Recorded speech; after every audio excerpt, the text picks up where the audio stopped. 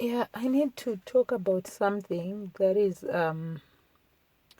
I once recorded it earlier, and then I don't know, for some reason the video was deleted. I don't know how.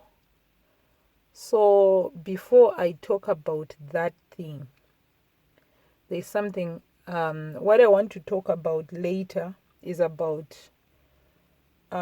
taking a person from the streets or from your village or from your or giving someone a job to work for you when without asking the Holy Spirit. This applies to company owners. You go and families. You go, you see someone who's struggling and you want to employ them. One thing you must know, the process, there are a lot of initiations done to people to make them conscious or unconscious, which is Satanists or wizards. So the way other people are made to go through things, it's orchestrated by the devil, using different people to initiate people slowly and deeper into the occult, or deeper and deeper, by hardening their hearts, by causing certain things to happen to them. And these things include incest, rape, where by an adult, or even someone, or sodomy. This also includes eating from the dumpster, eating from the bins, dustbins. Someone going to collect food at the garbage bins. It's initiation. And some people are also made to touch to touch poop of an adult, poop of another person. So there are many things that are done to initiate a person into a cult. For me, I'm one person who can work. Even when I have maids or nannies, when my children were babies, or even when they are older, whenever they are sick, whenever they throw up, they vomit, whenever they poop and they mess up, I always make it a point that I clean up after them. But I realize that even if the poop of a baby or is smelling, I don't get affected to the point that I can't stand it, even their vomit. In fact, even as I'm cleaning up after them, what the only emotions I have, they are only of, it's not disgust, but it's mostly of compassion. I want to be there for them. I change, I even wash everything. I do this because I don't want a maid to come and touch my child, and then they are feeling like me, I'm disgusted by the way my child is, and then I allow so they may not take it nicely, even though it's something that may happen maybe for the first time with them. They may take it that, oh, they are making me touch the vomit because they think because me, I'm worthless, because you are already dealing with a person who already has low self-esteem and who already went through things where they were initiated, and they don't look at things like the way you do.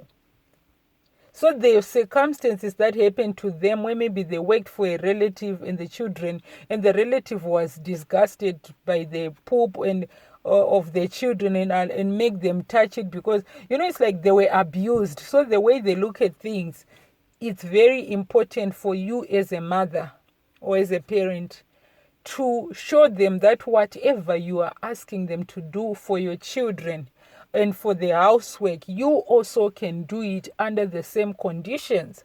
The same thing with cleaning the toilets. Me, whenever I noticed that one struggle I had with maids, some of them, they look at cleaning a toilet that is used in a house, that they use mostly, like it's a punishment, and they didn't do it nicely.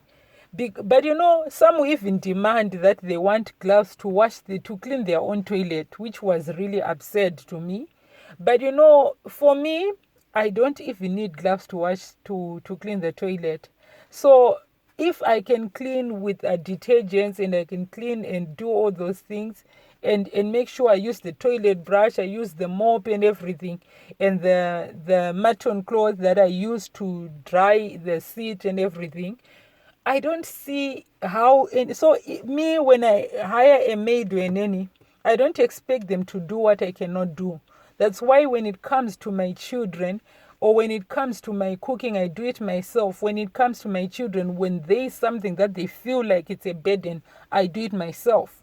And that way, even if it happens when I'm not there, they can do it, not thinking that they are only made to do it because they are a maid or a nanny. So it's very important how. And also, when you hire a maid or a nanny, most of them, they're initiated into witchcraft through circumstances. Some of them, the things that they've been through, they were like systematic initiations deeper and deeper into witchcraft to harden their hearts. Like, for example, a person may work for a family.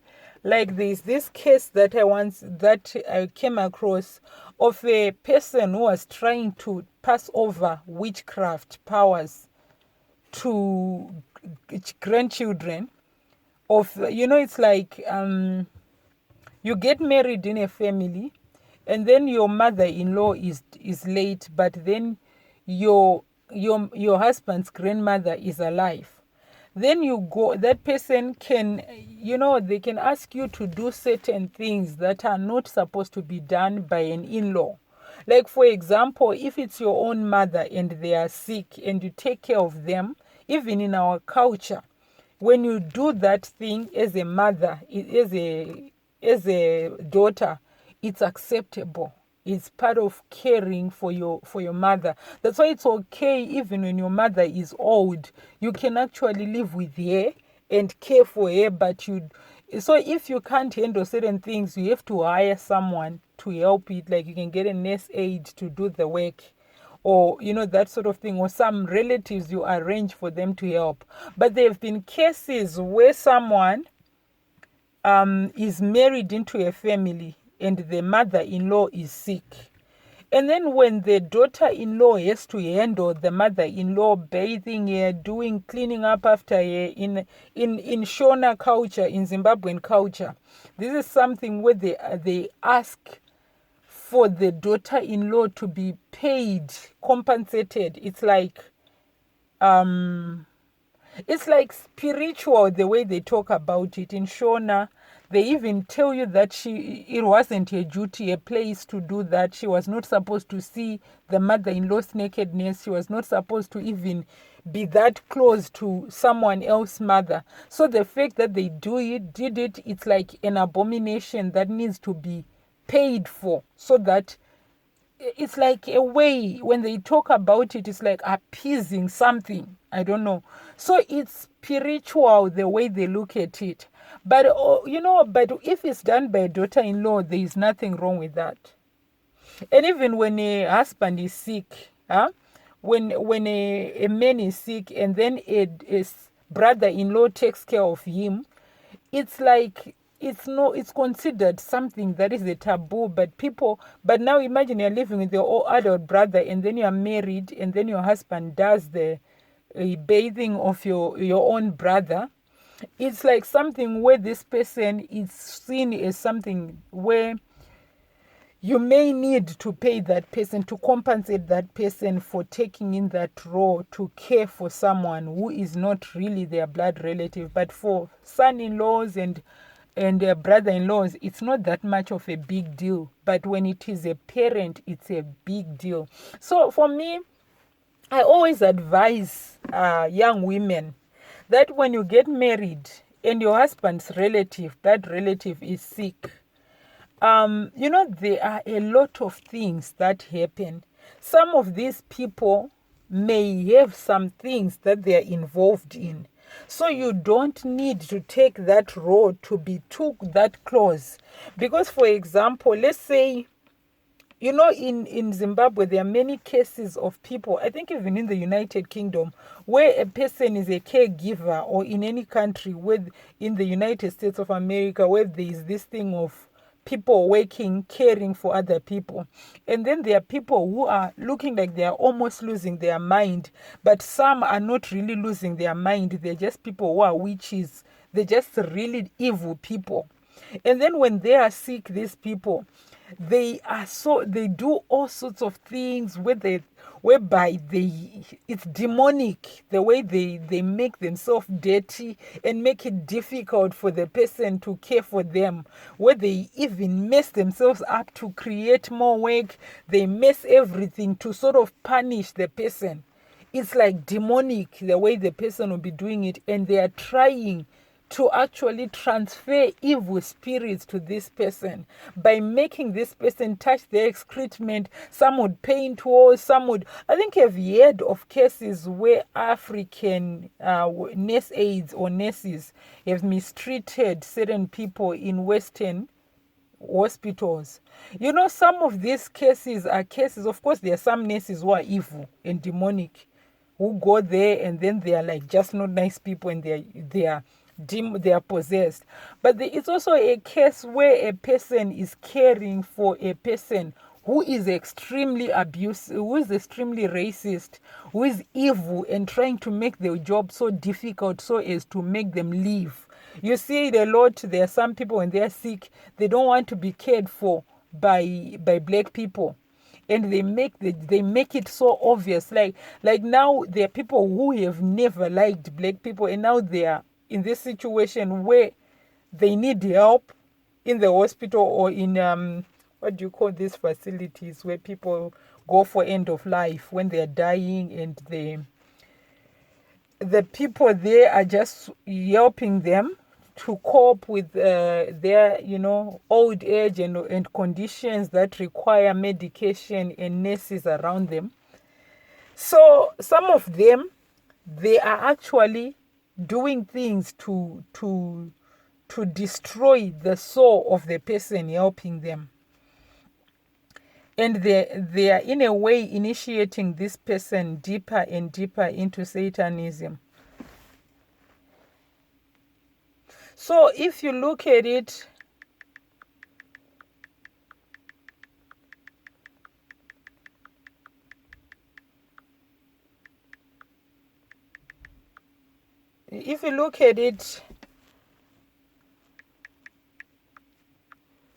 you notice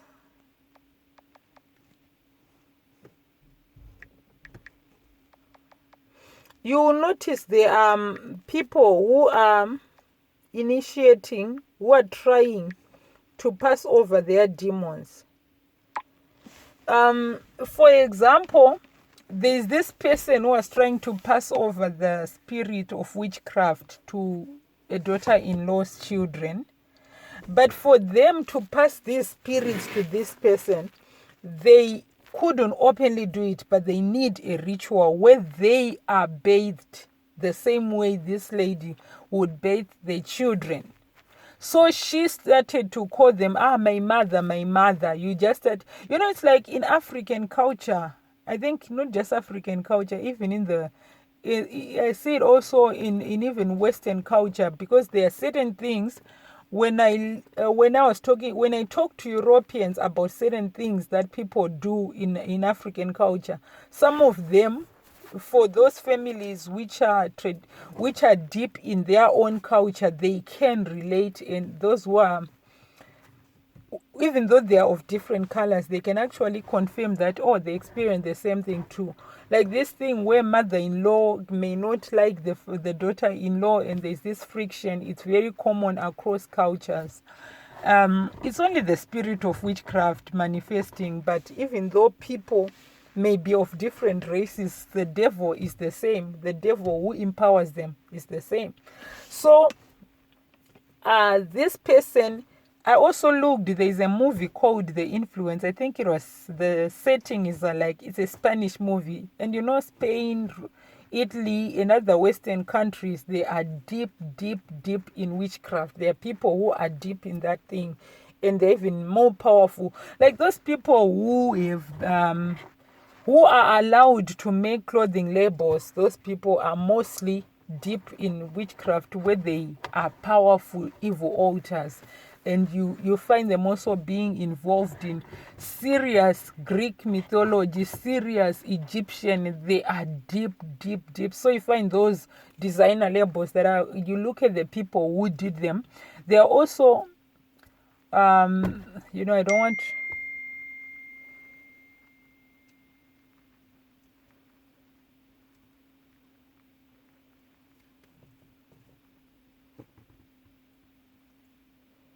So there are a lot of issues that happen.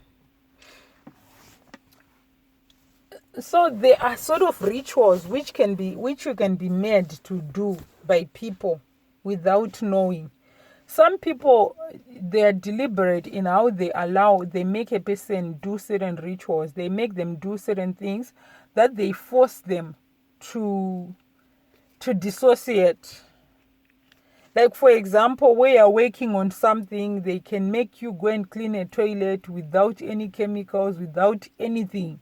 And the toilet is so messy.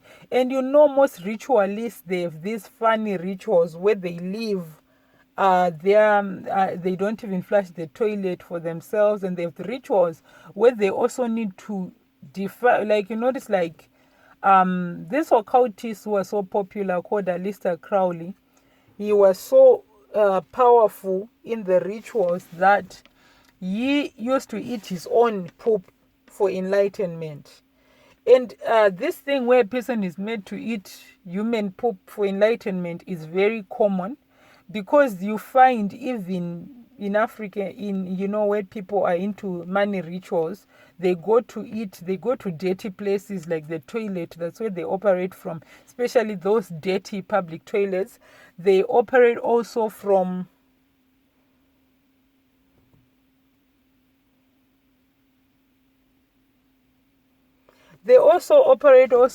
other things that are like where a person can, when they are running mad, they're only made to eat only rotting things only. I think I've seen such people coming up where families live in cemeteries because they can't find anywhere else to live. And those people, it's not something that is just happening to them in the physical. When they are eating this defiled thing, it's feeding demons, because demons are unclean spirits. They like anything dirty. They like sewages. They like poop. They like filth. The things that you see, they like anything bad. I know of a certain person who was made to bath someone because she just wanted to transfer the witchcraft from here to this person's children. So this person had to assume the role of a mother to this witch. And then now, but for her, she was sensitive in the spirit, because when she was asked to bath this person, she did it prayerfully, and this person stopped. Then she asked the husband that they can find a nursing aid that they can pay, and then she only watched that person the only one day, but had to renounce whatever, because this person was even calling her, oh, my mother, and it's like the demons on that person, they wanted to assume that role of her being the mother so that they can easily transfer to her children. So it was like a ritual that they were trying to do. Then there are some cases of people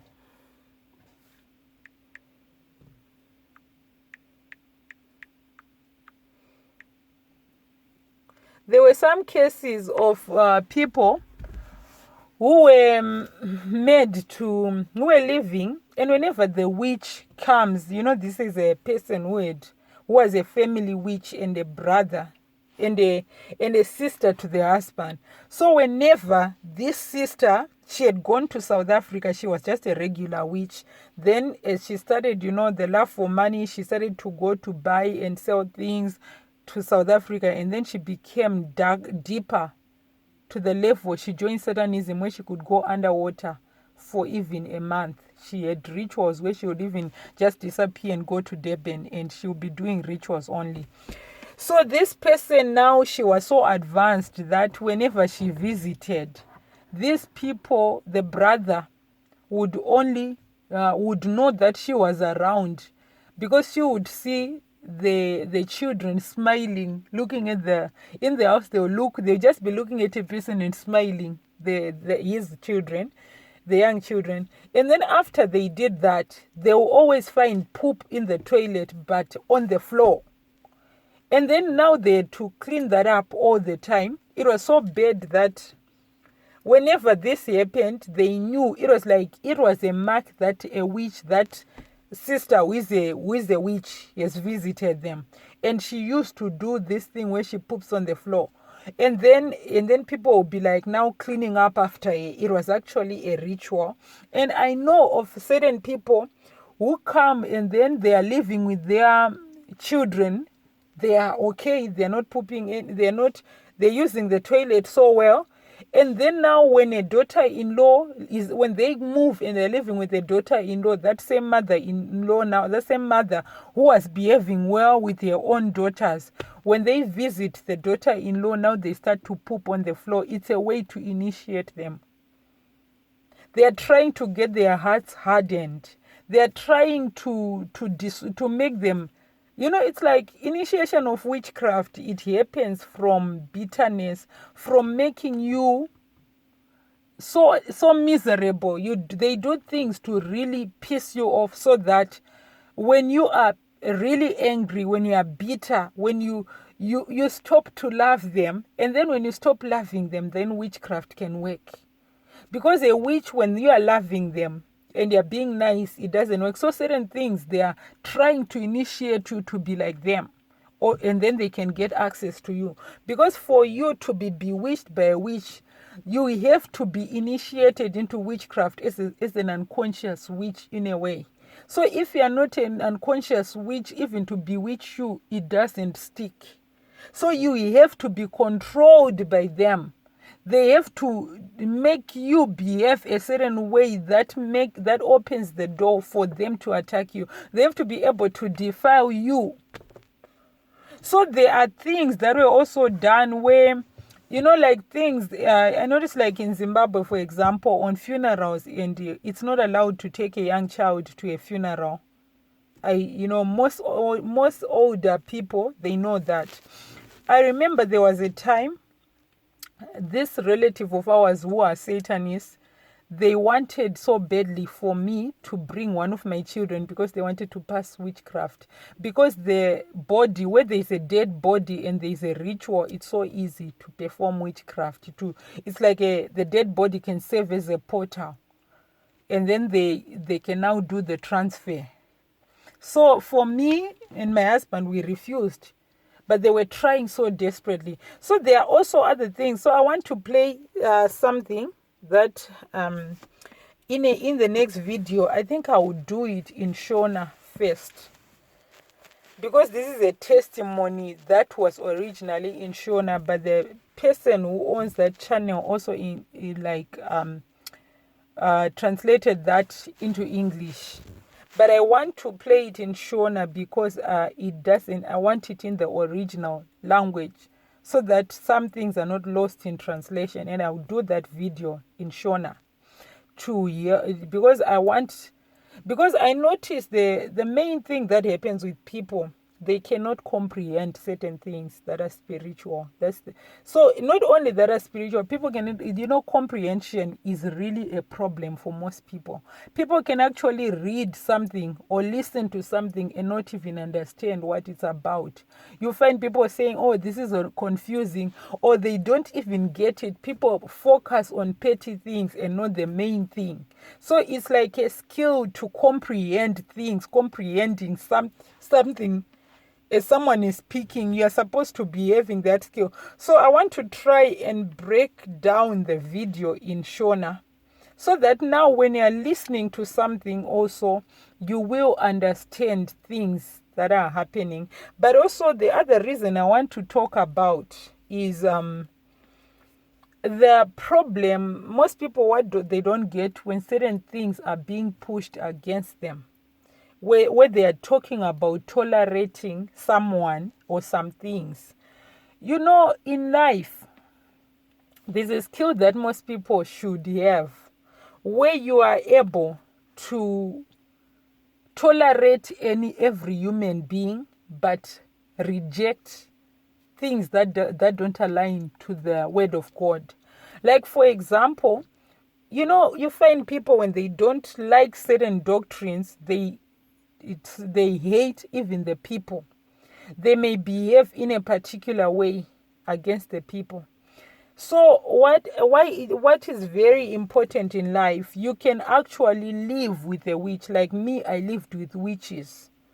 Like at one point I lived with my brother, then he married a witch. And she was so abusive. She was trying to change me to be like, yeah, and to be loose sexually. And then she was really fighting my destiny, and she knew what she was doing. But for me, I never engaged in any physical fight with her or even verbal fight. I was just quiet. I would just resist whatever she was making me do. But even when I was resisting those things, I would still sit down with her and even help her and even treat her the way I would want to be treated. I would behave like I didn't even notice what she was doing. So she was desperately trying to initiate me into witchcraft one way or the other, and she was really determined to do that. But for me, I had resolved in my heart that I will never fall for that. But that doesn't mean that I stopped interacting with her. I resisted with my spirit, my faith, with everything mentally. I resisted everything. Even when she created situations to force me to compromise, I simply fought with everything I had and refused to fall for whatever she was trying to get me to do. But while fighting that, when I was with her, she would, whenever she was she was intimate with my brother, she would even leave her pants in a, I used to do their laundry, and I would do laundry after them, and I would clean their bedroom and everything. So she would even leave her pants, her underwear on the floor. She would take off your clothes and just the underwear as well, and it would be all on the floor when she leaves for work. So for me, and she used to be mean with food. She would even starve me sometimes. But even with all that was going on, for me, even as I was watching, I just knew that, oh, this is how. So I knew she's a witch at the time because I had seen what she was doing, but I was in denial though. But even though I was in denial at the time, because they had done something to me to be in that mode, but I decided, okay, whether she is or not, she's not going to win. Whatever she's pushing me to do, she's doing it from, witchcraft or whatever. Me, I'm not going to budge. Whatever she does, I will not give in. So I made up my mind. So now we have this thing where people look at, you need to separate between compromising your values and being tolerant of other people's beliefs and behaviors. Like for me, the example I would get, when you find people saying, oh, these people are fundamentalists, these people are too conservative, and this, where they're trying to force people to accept certain things around them, that's not acceptable. For me, I can minister to a prostitute. I can even be close to them whilst ministering to them. I even had friends I even had colleagues who were close to me who were witches, and they were trying to bewitch me, and they failed. Because when they come, I was the light that would weaken, because I loved them unconditionally. Even though I knew who they were, I knew whatever they did. I didn't just try to block them from being close to me. I made them closer. When they came to me, I allowed them to come, and I became the light in their lives. So whenever they tried whatever they were trying, it was failing. And you'd find a person who would want to be around me, but they would hate me so much because they are doing things and they're not working. But for them, it was like them who would now distance themselves and expose themselves when they try and they fail. But me, I did not notice that, oh, this person is a witch, let me avoid them. Oh, this person is a lesbian, let me avoid them. No, I decided, no, I'm not going to be tolerating. I'm going to love this person, but I don't tolerate lesbianism. I'm going to love this person. I'm not going to tolerate witchcraft. or whatever they are going to advise me. So I made it clear to them. So you can still be, you don't need to hate a person and be scared of them if they're a prostitute or a witch. If you are filled by the Holy Spirit, they don't pose any danger unless you are vulnerable and you're going through maybe severe depression. You need to distance yourself. Because when you are a person struggling with depression, it's actually a stage of possession. You're struggling with spiritual issues where you're almost overwhelmed. Where you're overwhelmed. So there was a time I was talking to my children. There was a time when I was overwhelmed and I was like depressed. And my will to live was really weak. And we had this neighbor who was a Satanist. Was because they can see that you are open, and when you are open they can even come to your house and talk to you whilst connecting and doing things to you. So at that time for me, I knew I would tell my children, no, you get in the house, and then I will lock the gate, and then I will just close. You come, I would not even answer. And the wife was the same. So I told them, no, my children, go inside the house. This person is into something evil. I want you to be in the house. And then they would go in the house. So there was the time when one of the days this neighbor came to our house and was projecting something. And me and my youngest child were the only ones that were there. And then we didn't sleep from around 11 p.m. to around 4 a.m. when he was doing whatever he was doing. It was like what they show on Nigerian movies, where they show someone projecting something. Those people are not just acting things they don't know. They're acting from knowing. They know how these things are done. So they're just putting them, on camera, but they are not there. It's not something that is not real. They act out something that they know, that they're involved in. And most of those producers, they are very knowledgeable. And Hollywood is even worse because witches, wizards, and warlocks, they make movies. Because sometimes they even have witches on set to give more advice on how to run certain things, on what they actually do. So for me, when that man was doing that, my husband was like far in another country, fought them. So there are many times when I can be away with the children somewhere or alone, and then my husband fights for me spiritually. He knows things, or something happens to me and he calls me and he just says, are you okay? So such and such a thing happened. And then I asked him, how did you know? You just tell me, no, I don't know. I just know. So it's like God, God is so serious about putting people in position of authority in your life. And he can actually reveal to them. And that happens also for him. God reveals things to me about him. So it's like this thing where, so when you are going through things like that, where you know something is wrong, maybe you suffered the loss or the death of a loved one, and you're still struggling with grief, you are open. Don't hang around people that are powerful, that are deep in Satanism. And also if you're not spiritually sensitive, don't allow. There are some people you shouldn't allow to sleep in your house if you're not spiritually sensitive, because there will be initiations done. Because when a person is sleeping, the demons on them, they are discharging the atmosphere. So especially people who are into this lifestyle, lesbian and gay lifestyle, that lifestyle is the most demonic thing that can ever happen. And they are in the same group with those people who are witch doctors and false prophets, because they do such rituals for power.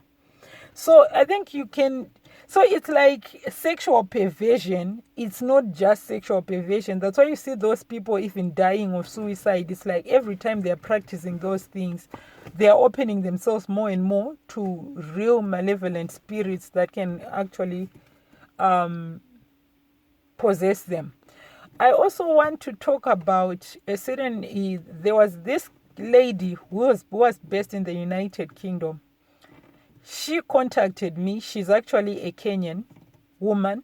So she contacted me on 2 different accounts on Facebook. The first time, when she contacted me, I blocked her because I noticed that she was doing funny things to me.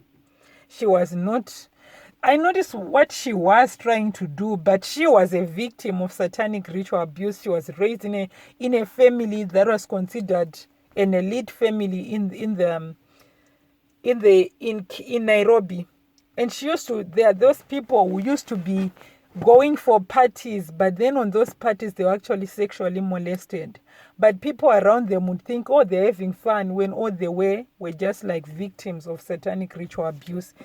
So this woman is so messed up, and she's in the United Kingdom. So she first contacted me on one account, and then the first account I had to block her because of the things that she was doing. Then the next time she used another account, because I met her on a prayer group. It's by a Zimbabwean, but that group is mostly, it's a Zimbabwean woman who ran the group, but the group is actually American. More Americans on that group. More, yes, mostly predominantly American now, and it's a big group on Facebook. So whilst I was on that group, I would really comment on that group, and when I commented, people would start to inbox me. They'll be like, the way you speak, why don't you write books? You know, you are very knowledgeable on these spiritual issues. Your revelations, they are deep. So some would even consult me to help them with deliverance, and I would help them. So there is one lady, that one from Kenya. And then when she was talking to me, we interacted a lot. And for me, I knew it was the same woman I blocked. I knew that. But I did not, because I felt like, okay, if she's coming, maybe she's genuine. She really wants to be delivered. So I could sense the need for her. She really wanted to be delivered, and she wanted to be close to me. She was really struggling. So I decided, without the leading of the Holy Spirit, I just felt bad for her, and I wanted to just understand her. And I did a call with her.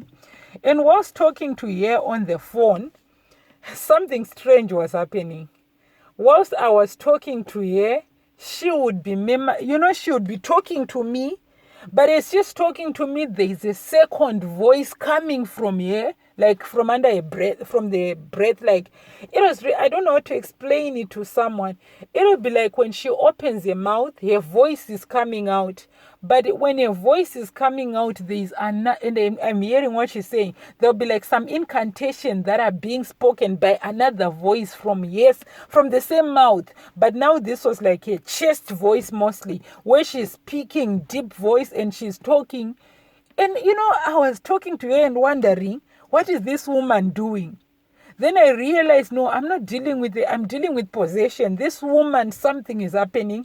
And whatever that is trying to attack me through incantations. So I was talking to her, but she cannot control the other spirits that are on her. And they are trying to fight me and block me from helping her. So, the complication of people who have gone so deep in rituals, where they've even done things to make sure whenever someone is helping them, there are things and demons that are triggered, and they start to do things, and that person has no free will. So that's what was happening on this woman. And in the end, I got so sick. And then I told her, you are the same woman who used to talk to me but I never talked to you over the phone, over the call. But I remember why I'm getting, I knew you're the same person. Then she was like, I wanted, I didn't tell you deliberately because I wanted to find out if you figured that, if you can pick that up from the spirit. So you're really strong. So that's what she told me. So, but it was really so bad, the attack for me that time, it was so bad. It was so bad that I had to stop the call without really helping her, because I realized whatever was done on her was so deep that I couldn't help her at the time. If I needed to help her, there would be things that needed to be done. Maybe I would have to go on a fast first before I can help her. And I had to be led only by the Holy Spirit to help her. Because there are times when you can even feel pity for a person, and then you feel pity, but it's not time. The Holy Spirit has not given you the chance to help that person, or he has not given you the go ahead to minister or anything. So I had done it out of sympathy for her, and I had underestimated whatever was happening was on her. The spirits on her, they were really, really, really dark, and she's involved in serious generational witchcraft, which would require a person to be really strong in their faith to tackle those things.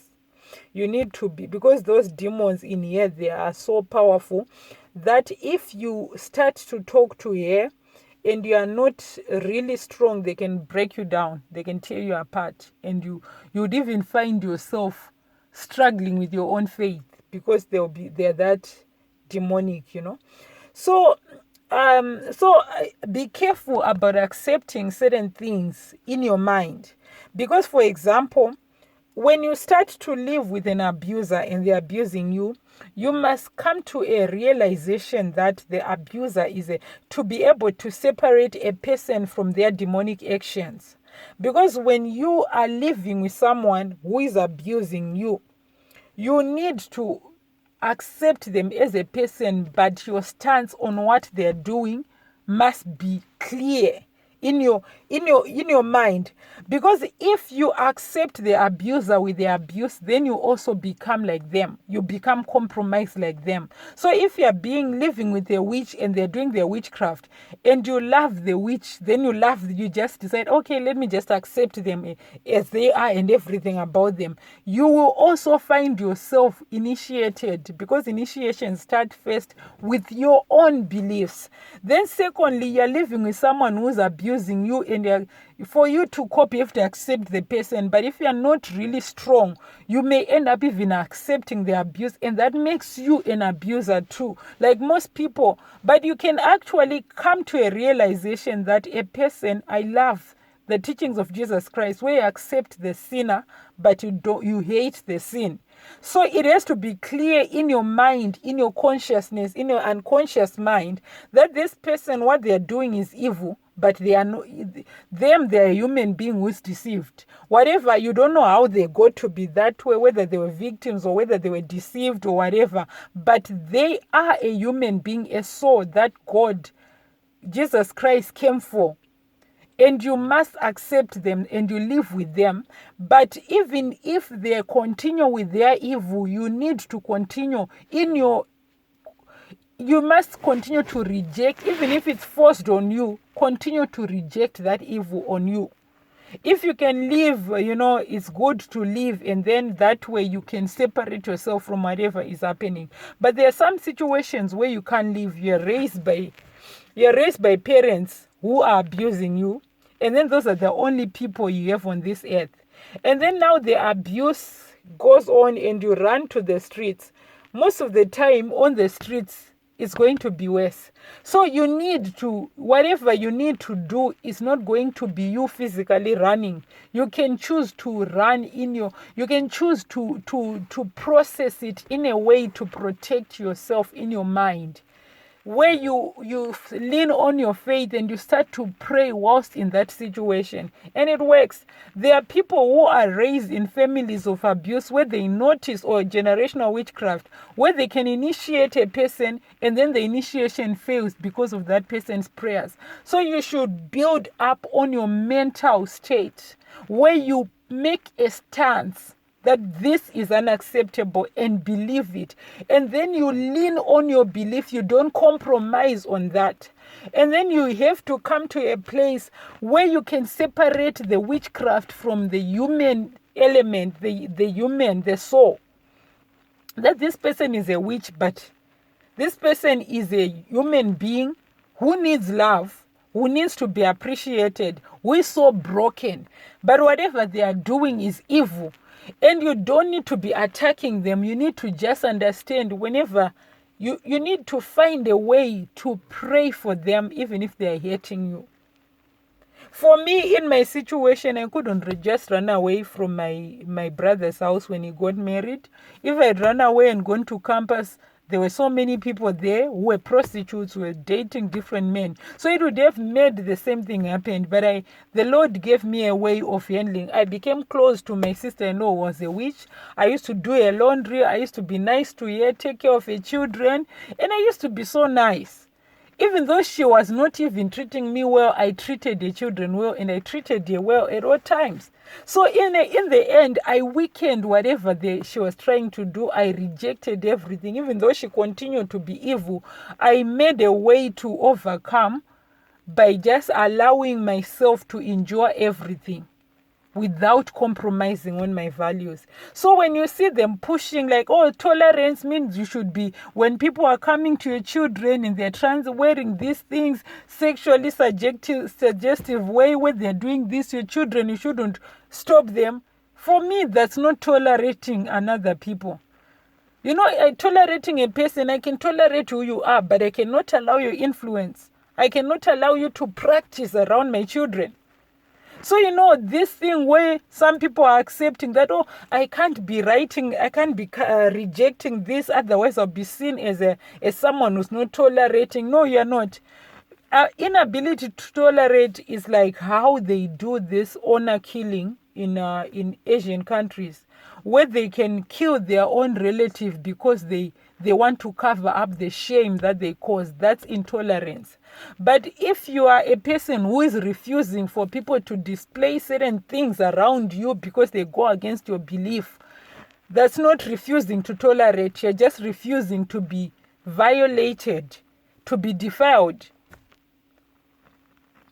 So you need to understand that don't fall for this push that, oh, I need to be tolerant.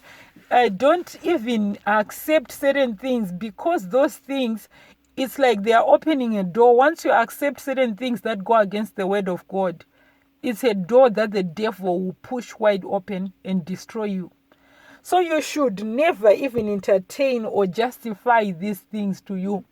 Like Jesus used to be hanging around murderers. He would minister to them. But when he ministered, he went into them. It was his light that would transform these people, not the other way around. So if you find yourself hanging around these people and they're doing their things and you are there smiling, thinking you're inclusive, you're not. You're just demonized. You're just a person who is confused. You're just a person who's not clear on their faith and boundaries.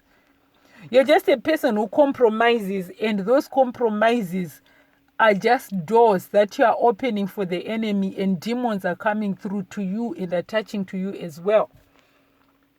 So I will record the other one now. Let me just stop this one.